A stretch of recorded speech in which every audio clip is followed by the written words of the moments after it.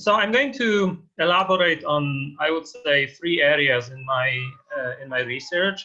So I would say that initially I started thinking about digital ways of commemorating the Holocaust by thinking about how certain analog formats were transferred to the digital environment. And just two examples, I'm not going to spend too much time on that. The first example is the so-called Virtual Stereo, which is an online encyclopedia which was crowd-sourced by the Polin Museum of the History of Polish Jews.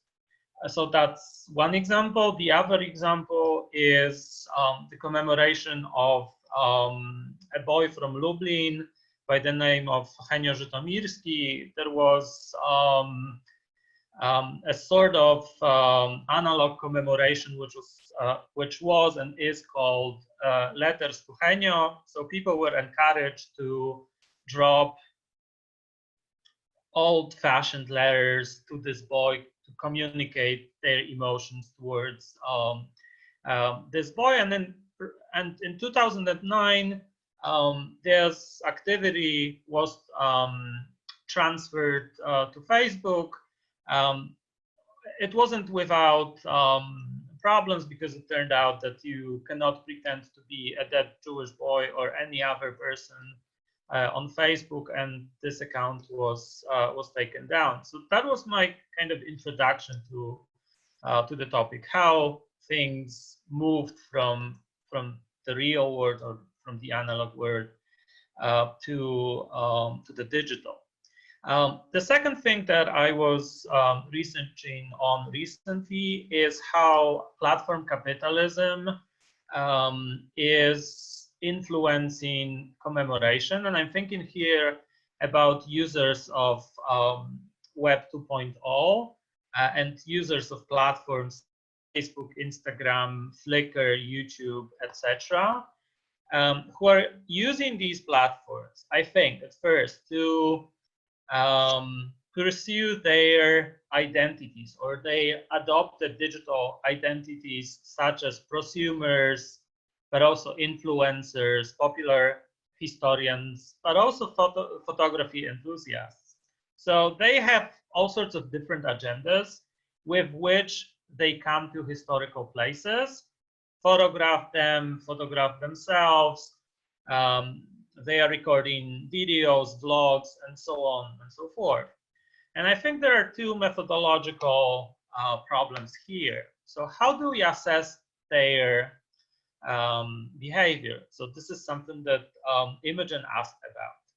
So the first way of assessing their behavior would be to use standards of performers adopted in their respective medium. So we would have to look at things that are important to them, namely subscriber count, number of views, likes, and so on and so forth. So we would have to ask, is going, let's say, to Auschwitz-Birkenau, is going to impact someone's online career? And we have the tools that are easily available online to check the extent of progress of this career. However, I think that in order to be able to do that, we have to understand how a certain medium works. So that there are certain algorithms kind of working behind the scenes that are promoting content, that viewing time is important, that running time is also important. There are certain things that these creators take into consideration that aren't important for, let's say, historians. So that's the first area of interest to me. The second way of assessing this commemoration would be to use standards of performance within history and memory studies. So I think we need to check these videos, photographs, and other forms of online presence for historical accuracy. We should do fact checking, but also this is something that Imogen already mentioned, the question of authenticity. Who understand authenticity in which way, and also authenticity became a currency on these platforms. So people are selling themselves as authentic, even though this identity is created using the platform or the rules that are at play at the platform. And just a quick overview of a study that I did on vloggers visiting Auschwitz-Birkenau Museum. There are two vloggers that I concentrated on. The first vlogger is called Heidi Sommers, who is an American fitness vlogger slash athlete. And the second vlogger is called Patrick Ney, who is a British national living in Poland. And he identifies himself, or would identify himself, as a popular historian slash influencer. And when we look at Sommer's video, this is a personal account of her trip to Auschwitz-Birkenau Museum, which was optimized for YouTube algorithms. It has a huge audience, almost 13 million views. I checked that today. Her reactions to the site are mostly affective. There is some historical knowledge conveyed, but some of it is incorrect. And it also has low production standards. So it was recorded using her phone. The second video by Patrick Ney is a video tutorial. And it's entitled How Not to Behave at Auschwitz. And it was professionally recorded, or it looks professionally. It has good audio, good video, and it's also emotional, but it talks or tries to influence people coming to the museum not to do things that are deemed inappropriate by the vlogger, influencer, popular historian.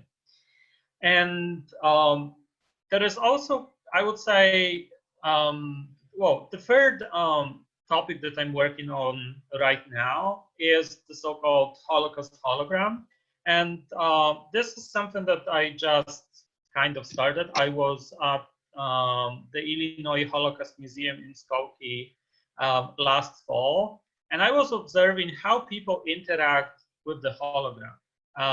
And I spent entire 2 days listening to people talking to the hologram.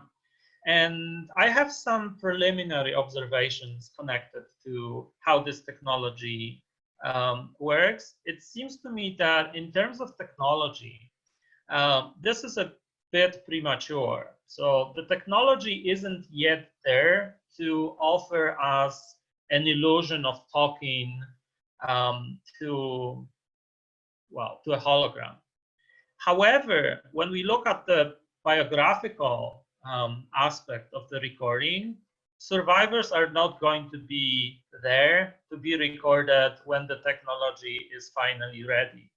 So there is a certain compromise between, let's say, the technological aspect of the recording and the conditions under which these recordings were made. And kind of to sum things up, I think that there are three most important questions, at least for me, when it comes to the study of the digital. So, namely, the first question, who is participating and why? So, who are these people and how do they explain their interest in the Holocaust? Some of them have no biographical connection to the Holocaust whatsoever. The second question is, what is the relation of digital media to earlier media? So how, let's say, analog photography is used in these digital contexts? And finally, I would say that the final question would be, how does this digital commemoration fit into a wider ecology of digital media? So are these people involved in commemoration. And this is, I would say, a democratic commemoration, because we are talking about people who are not connected to institutions, who are not endorsed by institutions. They are trying to gain visibility online. And they are trying to gain visibility online by going to sites that already have some sort of visibility, being it historical visibility or visibility connected to dark tourism. Thank you.